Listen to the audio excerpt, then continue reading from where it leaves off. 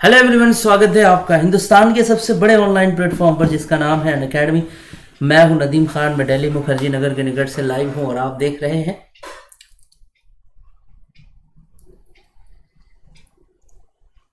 Civil services की तैयारी कैसे करें, कैसे शुरू करें सिविल सर्विसेज की तैयारी। बच्चों, ये जो आज एक स्ट्रैटेजी वीडियो का विचार आया मेरे मन में। काफ़ी दिन से बच्चों में ये प्रश्न आते रहे हैं कि सर कैसे हम लोग शुरुआत करें यूपीएससी सीएससी की, एकदम शुरू से इसको थोड़ा बताइए। तो इस तरह के बच्चों के जो सवाल हैं वो लगातार आते हैं। तो मैंने सोचा कि कुछ स्ट्रैटेजी वीडियोस ऐसे बनाए जाएं जो शायद आपकी हेल्प हो जाए इससे। और मुझे पूरा यकीन है कि ईश्वर की दया से आपको काफ़ी फ़ायदा मिलेगा इससे, अगर आप इसको थॉरली समझें, इसके मतलब को आप समझ पाए। तो चलिए शुरू करते हैं आज की क्लास को, जो एक स्ट्रैटेजी वीडियो है कि कैसे आप यूपीएससी सीएससी की जो प्रिपरेशन है इसको शुरू करेंगे। चलिए शुरू करते हैं क्लास को। Let's crack UPSC CSC Hindi, let's crack it.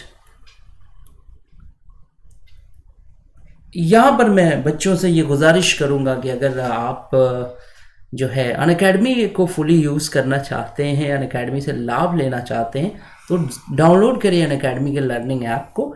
Search के बटन में जाइए और मेरा प्रोफाइल नेम सर्च कर लीजिए। अगर मान लीजिए आपको मेरी कोई क्लास चाहिए, हिस्ट्री की जो मैं क्लासेस लेता हूँ, अगर आपको चाहिए तो आप मेरा प्रोफाइल नेम सर्च करिए और मुझे फॉलो ज़रूर कर दीजिए। तो अनअकैडमी के ऐप पर जो मेरी एक्टिविटी होगी वो शो होगी आपको। अनअकैडमी के ऐप पर जो मेरी एक्टिविटी होगी वो शो होगी आपको। यहाँ पर आप देख सकते हैं, यहाँ से आप मेरे बारे में जान सकते हैं। ये अनअकैडमी के टॉप एजुकेटर्स हैं जो अनअकैडमी के ऐप पर पढ़ाते हैं बच्चों। तो अगर आपको इनसे क्लासेस लेनी है, अगर आप इनसे क्लासेस रेगुलर करना चाहते हैं, सो प्लीज़ आप ये जो एजुकेटर्स हैं इनसे जुड़ना चाहते हैं तो आप अनअकैडमी से जुड़िए। यहाँ मैं बच्चों को बताना चाहता हूँ कि जो बच्चे अनअकैडमी पर जुड़ना चाहते हैं, जो बच्चे अनअकैडमी पर एडमिशन लेना चाहते हैं, तो बच्चों देखिए दो प्रकार से अनअकैडमी एडमिशन लेती है। एक अनअकैडमी का प्लान जो है, प्लान 1 है प्लस में ये है कि ये अनअकैडमी का नॉर्मल सब्सक्रिप्शन प्लान है, जिसमें जाहिर सी बात है कि फ़ीस थोड़ा कम है। यहाँ पर आप देख सकते हैं कि अगर आप 1 साल के लिए एडमिशन लेना चाहते हैं तो फ़ीस है 49,500 रुपीज़ ओनली। 2 साल के लिए एडमिशन लेना चाहते हैं तो फ़ीस है 72,000 रुपीज़ ओनली। 3 साल के लिए अगर एडमिशन लेना चाहते हैं तो फ़ीस है 90,000 रुपीज़ ओनली। तो यहाँ पर आपको मैं बताऊँ कि आप अपनी फ़ीस का 10% सेव कर सकते हैं। 10% आपकी फ़ीस कम हो सकती है अगर आप कोड की जगह MNUS डालें, ठीक है, 10% रिलैक्स के लिए। जैसे आप अगर 1 साल के लिए एडमिशन लेते हैं तो फीस है 49,500 रुपीज़ ओनली। कोड यूज़ करिए MNUS। 10% डिस्काउंट के बाद आपकी फ़ीस हो जाती है 44,550 रुपीज़ ओनली। 2 साल के लिए अगर आप एडमिशन ले रहे हैं तो फीस है 72,000 रुपीज़। अगर आप कोड यूज़ करेंगे MNUS तो 10% डिस्काउंट के बाद फीस हो जाएगी 64,800 रुपीज़ ओनली। अगर आप 3 साल के लिए एडमिशन लेना चाहते हैं तो फीस है 90,000 रुपीज़। अगर कोड यूज़ करेंगे MNUS तो अगर आप 3 साल के लिए एडमिशन लेना चाहते हैं तो फीस है 90,000 रुपीज़। अगर कोड यूज़ करिए MNUS, 10% डिस्काउंट के बाद फीस हो जाएगी 81,000 रुपीज़। तो 81,000 रुपीज़ ओनली।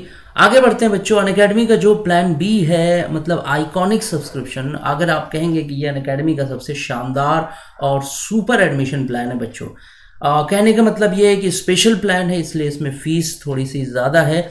इसमें अगर आप जुड़ते हैं तो आपको मिलेगा एक कोच या गाइड जो लगातार आपकी फ़ोन से हेल्प करेगा। ओके, जैसे इसमें 1 साल की एडमिशन की फ़ीस है 74,000 रुपीज़ 74,500 रुपीज़। 2 साल की फ़ीस है बच्चों 1,15,750 रुपीज़। और 3 साल की जो फ़ीस है 1,53,750 रुपीज़। तो बच्चों इसमें भी वही है कि आप अगर कोड को यूज़ करेंगे तो 10% आप अपनी फ़ीस को बचाएंगे। जैसे 1 साल के लिए अगर आप एडमिशन लेते हैं तो फीस है 74,500 रुपीज़ ओनली। आप कोड यूज़ करिए MNUS, 10% डिस्काउंट के बाद फीस हो जाएगी 67,050 रुपीज़ ओनली। अगर आप 2 साल के लिए एडमिशन ले रहे हैं तो 1,15,750 रुपीज़ इसकी फ़ी है। कोड यूज़ करिए MNUS, 10% डिस्काउंट के बाद फीस हो जाएगी 1,04,175 रुपीज़ ओनली। अगर आप 3 साल के लिए एडमिशन ले रहे हैं तो फीस है 1,53,750 रुपीज़। अगर कोड यूज़ करेंगे तो कोड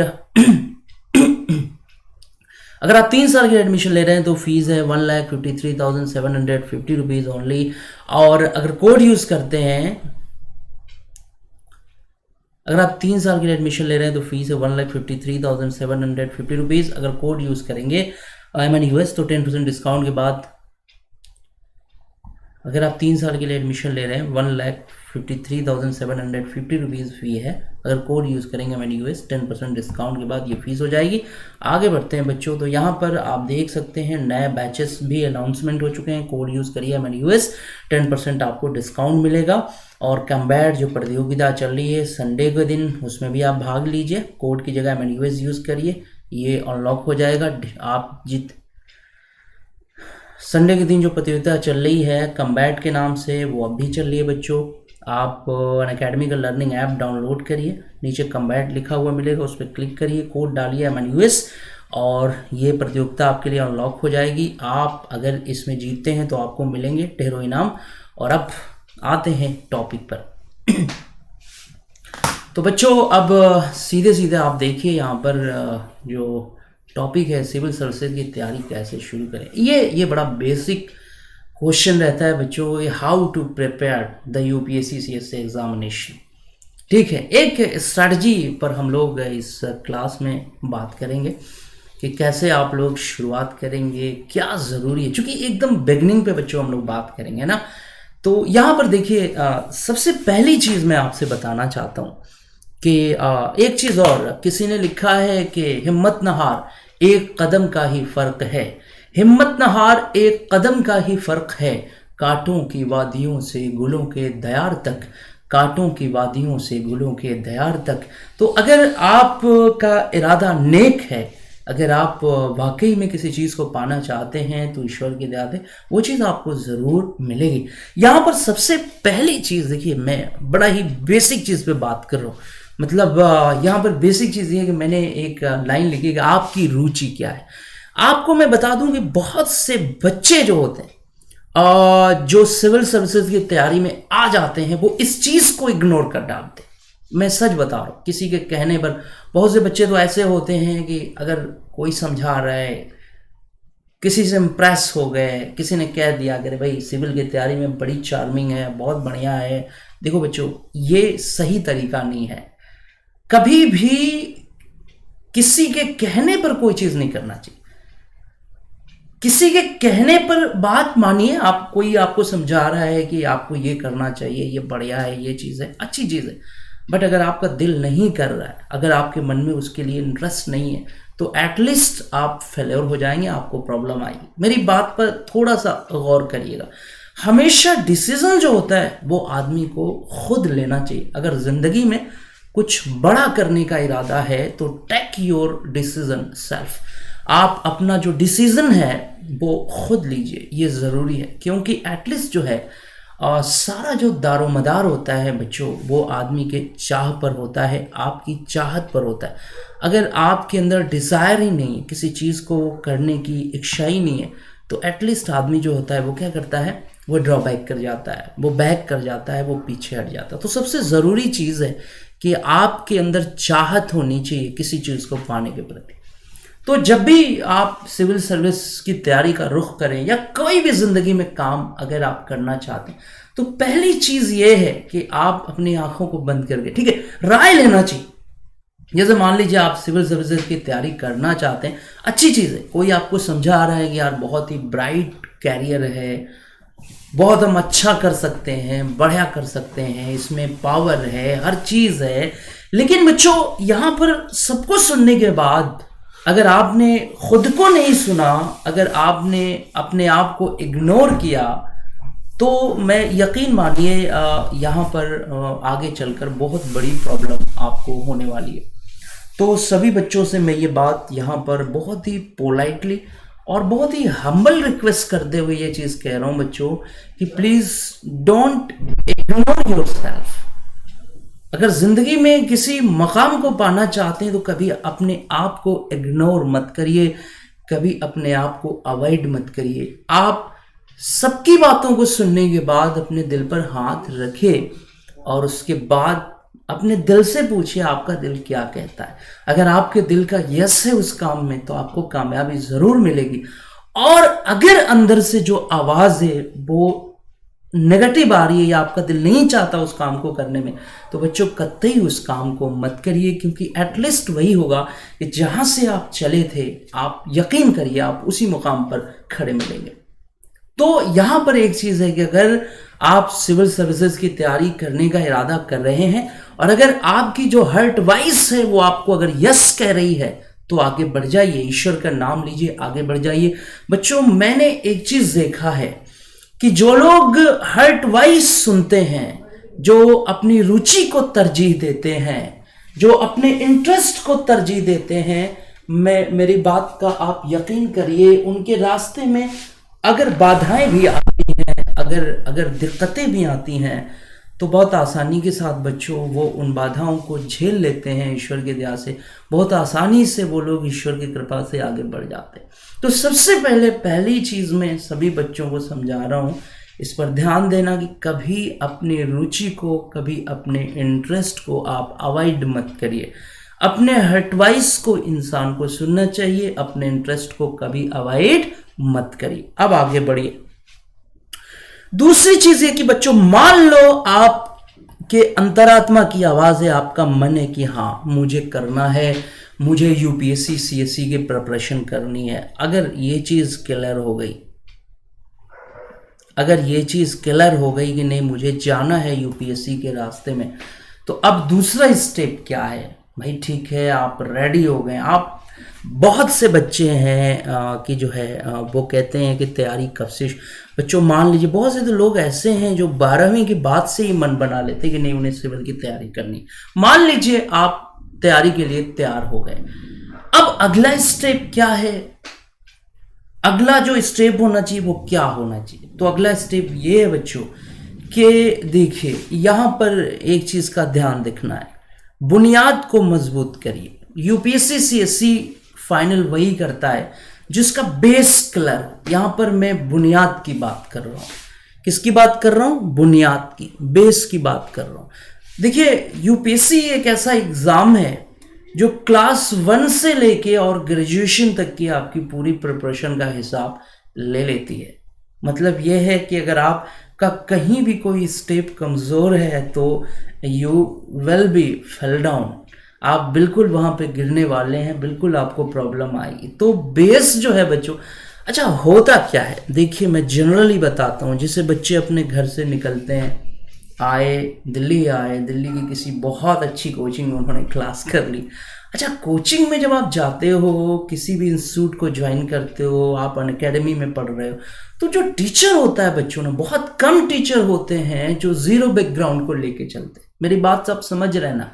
किसी भी इंस्टीट्यूट को अगर आप ज्वाइन करते हैं, आप अन अकेडमी को ज्वाइन करते हैं, तो टीचर बहुत कम होते हैं। अगर वो कमिट कर रहा है टीचर की नहीं मैं जीरो बैकग्राउंड से चलूंगा, तब तो इसका फायदा मिलेगा, वरना टीचर का अपना एक लेवल होता है।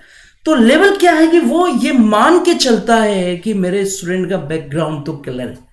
क्योंकि जब ये सेवा ही ग्रेजुएशन के बाद शुरू होती है, ग्रेजुएशन के बाद आप इसमें बैठ सकते हैं, तो वो ये तो मान के चलेगा ना कि इंटर और ग्रेजुएशन तक का लेवल आपका मजबूत है। समझ में आ रहा है कि नहीं आ रहा? वो तो मान लेता है ये चीज। अब वो पढ़ा रहे, यहां पर यह है कि आपका जो बेस पॉइंट है वो कमजोर है, आपकी जो बुनियाद है वो कमजोर है। अब बात क्या होगी? बात वो जो पढ़ा रहा है, आधी बातें हवा में, आधी समझ में आ रही है।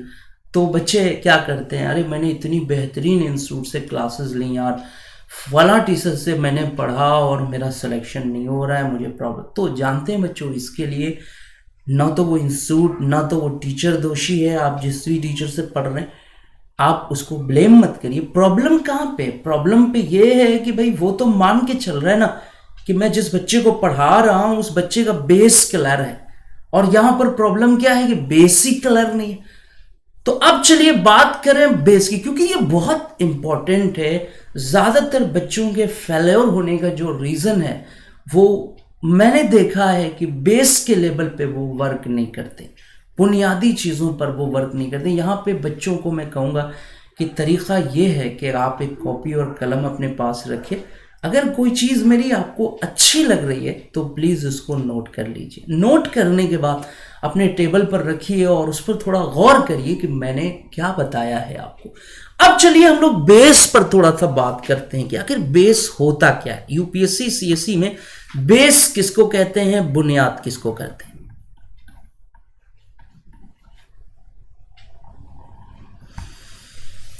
देखो बच्चों, पहली चीज तो ये है कि बुनियाद वो चीज है ना, बुनियाद ऐसी चीज है जिस पर पूरी की पूरी बिल्डिंग खड़ी होती है। सीधी सी बात है, जिस बिल्डिंग की बुनियाद कमजोर है वो बिल्डिंग एटलीस्ट कभी ना कभी गिर ही जाती है।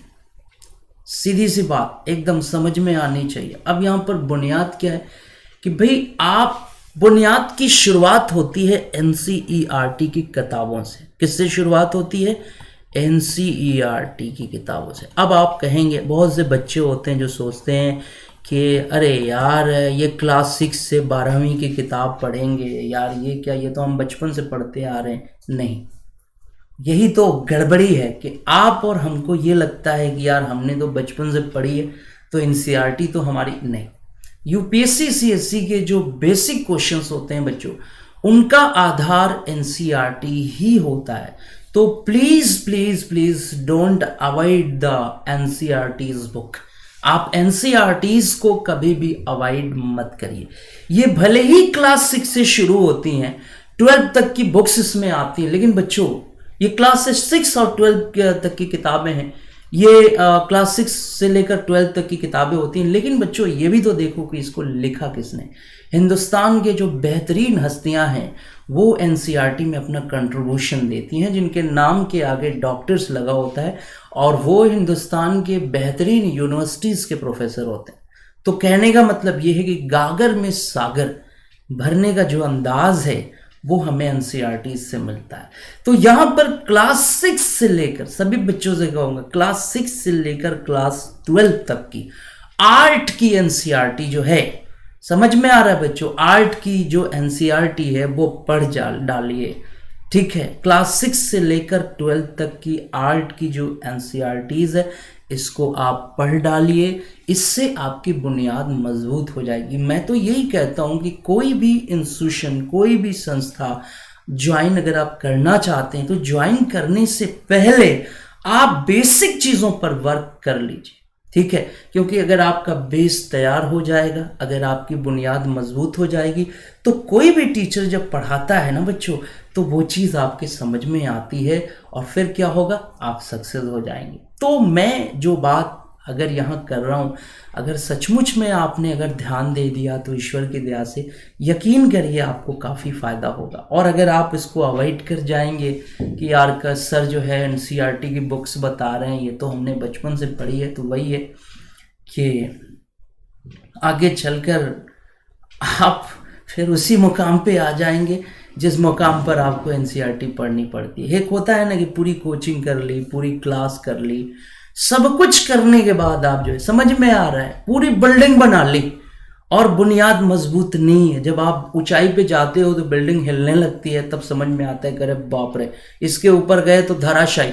तब आप वापस आते हो, उतरते हो, फिर पूरी बिल्डिंग डेमोलिश करो, फिर उसके बाद आप नीचे आते हो और बुनियाद पे काम करते हो। तो ये बच्चों ये दोहरा वाला काम है। ये प्लीज मेरी आप लोगों से निवेदन है कि सबसे पहले आप एनसीईआरटी को मजबूत करिए, सबसे पहले आप एनसीईआरटी पे काम करिए ताकि आपका जो बेस है वो मजबूत हो जाए। फिर उसके बाद जो है आप ऊपर बढ़ते चले जाइए। रियली बता रहा हूँ, एनसीईआरटी को पढ़ लेने के बाद आपके अंदर एक मैच्योरिटी डेवलप हो जाती है, एक थॉट आ जाते हैं और आप न केवल प्रीलिम्स बल्कि मेंस पर भी एक अच्छे लेवल पर जाकर कमांड कर जाते हैं।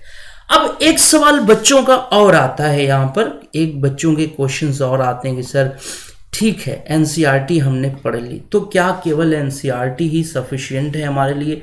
क्या हम प्री और मेंस केवल एनसीईआरटी की बुक्स पढ़ के कवर कर जाएं?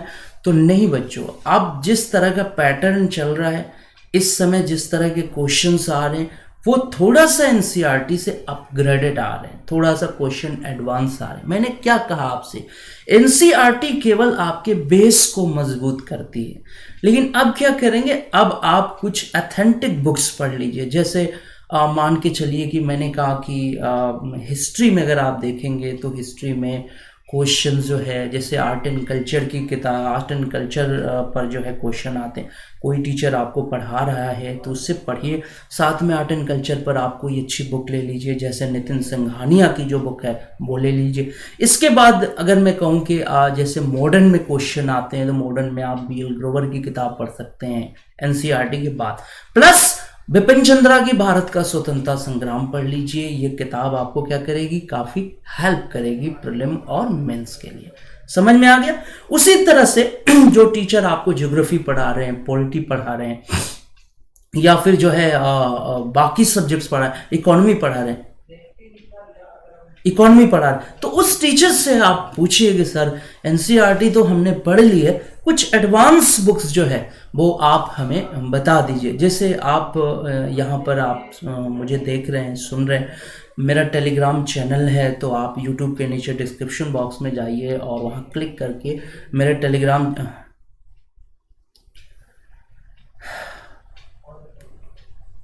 जैसे मेरा टेलीग्राम चैनल है, यूट्यूब के नीचे डिस्क्रिप्शन बॉक्स में जाएंगे और टेलीग्राम आईडी पे क्लिक करके मुझसे टेलीग्राम पर जुड़िए। और अगर आपके मन में कुछ और सवाल आ रहे हैं तो आप मुझसे उन सवालों पर भी गुफ्तगू कर सकते हैं, आप मुझसे उन सवालों पर भी बातचीत कर सकते हैं। और बच्चों, कैसा लग रहा है आपको मेरे साथ ये कुछ जो लम्हा है, इसके बारे में आप मुझे ज़रूर बताइए। तो देखा आपने, मैंने एक चीज़ कहा कि जो बुनियाद है बच्चों वो बहुत ज़रूरी है।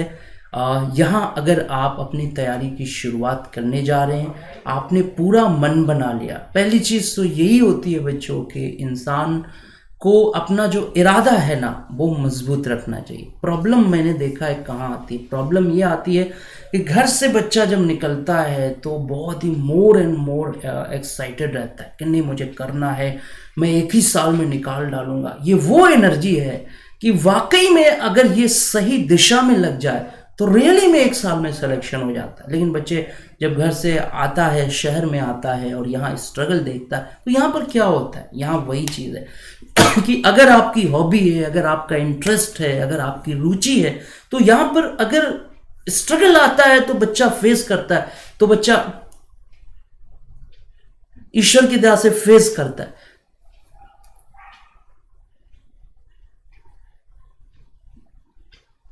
फेस करता है, आगे बढ़ता है। लेकिन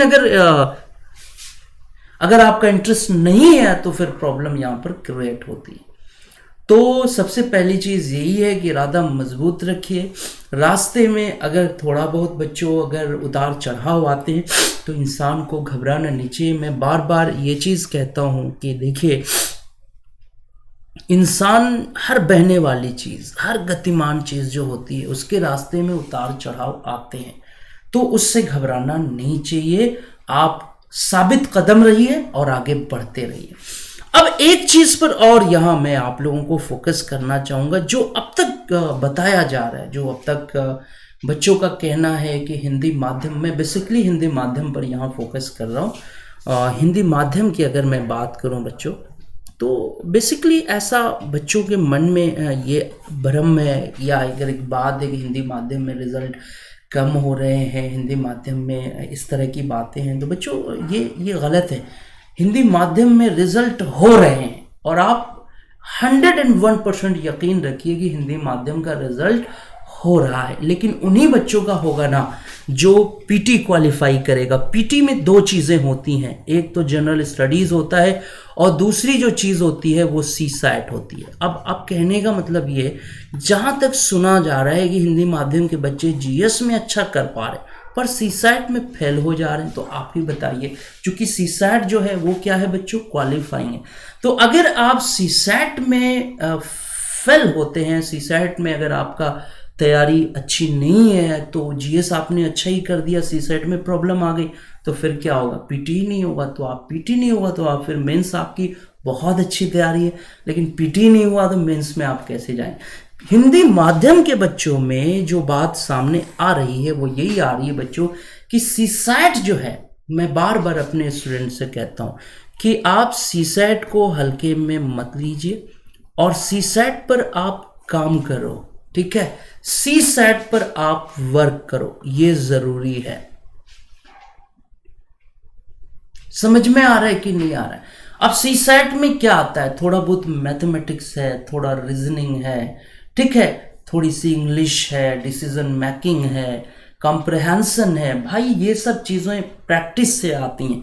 जैसे मान लीजिए आपने पूरे साल जीएस पर फोकस किया, एग्ज़ाम से 2 महीने 3 महीने पहले मैंने देखा है कि बच्चे सी सेट के लिए भागते हैं, सी सेट की क्लासेस कर रहे हैं। नहीं यार, देखो मैथ है, रीजनिंग है, इंग्लिश है, ये सब चीज़ें प्रैक्टिस मांगती, कंप्रहेंशन जो है वो प्रैक्टिस मांगता है। तो मेरा मानना है कि सी सेट के लिए आप प्रैक्टिस करिए, थोड़ा सा इसके लिए एक समय निकालिए और लगातार प्रैक्टिस करिए। सी सेट क्वालिफाइंग है, लेकिन क्वालिफाइंग होने का मतलब होता क्या है ना, आदमी जैसे कैसे अभी आप सी सेट के लिए लगते हैं तो सी सेट आपको आने लगेगा। बच्चा ओवर कॉन्फिडेंस हो गया कि अरे यार ये तो बहुत आसान है, क्वालिफाइंग ही तो है, हम इसको लास्ट में कर देंगे।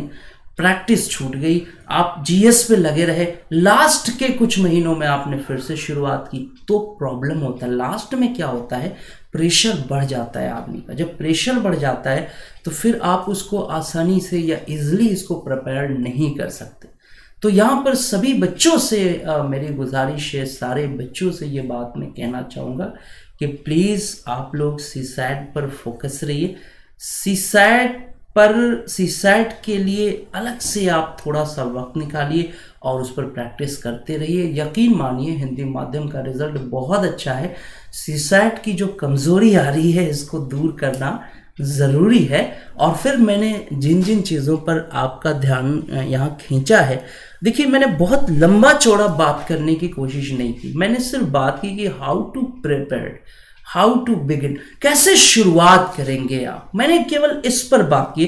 कुछ वीडियोस जैसे मान के चलिए कि मैं कुछ वीडियोस चाहता हूँ कि ऑप्शनल पर भी हो जाए, है ना, कि ऑप्शनल की स्ट्रैटेजी क्या होनी चाहिए, ऑप्शनल का चयन कैसे है। और एक चीज़ और है बच्चों कि गाइडलाइन जो होता है वो कितना ज़रूरी होता है यूपीएससी, ये इस पर कितना भ्रम है बच्चों में, कि एक बहुत बड़ा भ्रम है थोड़ा सा बच्चों में गाइडलाइन पर, एक बड़ा भ्रम है बच्चों पर कि हम तो खुद ही तैयारी कर सकते। थोड़ा सा मैं एक बात कहना चाहूँगा, यहाँ पर एक भ्रम है बच्चों में गाइडलाइन के ऊपर। मैं कहता हूँ कि अगर गाइडलाइन बेटा ज़रूरी है, मेरी बात पर ध्यान दीजिए, गाइडलाइन बहुत ज़रूरी है। क्यों ज़रूरी है? क्योंकि मैं आपसे कहूँगा कि यहाँ पर जी, यहाँ पर एक चीज़ मैं आप लोगों से कहूँगा कि अगर कोई अच्छा टीचर है, अगर अच्छा कोई गाइड है, अच्छा कोई आपका सीनियर है, बताने वाला है, तो उसकी मदद लेनी चाहिए। कभी एक भ्रम है कि मैं तो खुद ही कर लूँगा, मुझे किसी टीचर की या मुझे किसी गाइडलाइन की ज़रूरत नहीं। बच्चों नहीं, अगर एकलव्य को द्रोणाचार्य मिल गए होते तो एकलव्य कभी भी जंगल में नहीं जाते, अकेले नहीं जाते, बल्कि वो गुरु के सानिध्य में रह के ही वो अपने आप को मजबूत करते। या आप कह सकते हैं कि एकलव्य, ठीक है, एकलव्य जो है वो मेरे कहने का मतलब है कि क्यों जंगल में जाते। तो यहाँ पर एक चीज़ मैं आपसे कहूँगा कि अगर अच्छा कोई गाइडलाइन है, अगर आपके पास कोई अच्छा गाइडलाइन है, तो प्लीज़ मेरी हम्बल रिक्वेस्ट है आप लोगों से कि उस गाइडलाइन को लीजिए और आप उससे बेसिक चीज़ें पूछिए। क्योंकि मेरा ये मानना है कि एक बहुत बड़ा भ्रम है बच्चों में कि जो है कोचिंग हम नहीं करेंगे तो हम अपने से नहीं। आप ये वो कह सकता है भाई, जो बच्चे के पास सुविधा ही नहीं है, जिस बच्चे के पास सुविधा ही नहीं है तो वो ठीक है,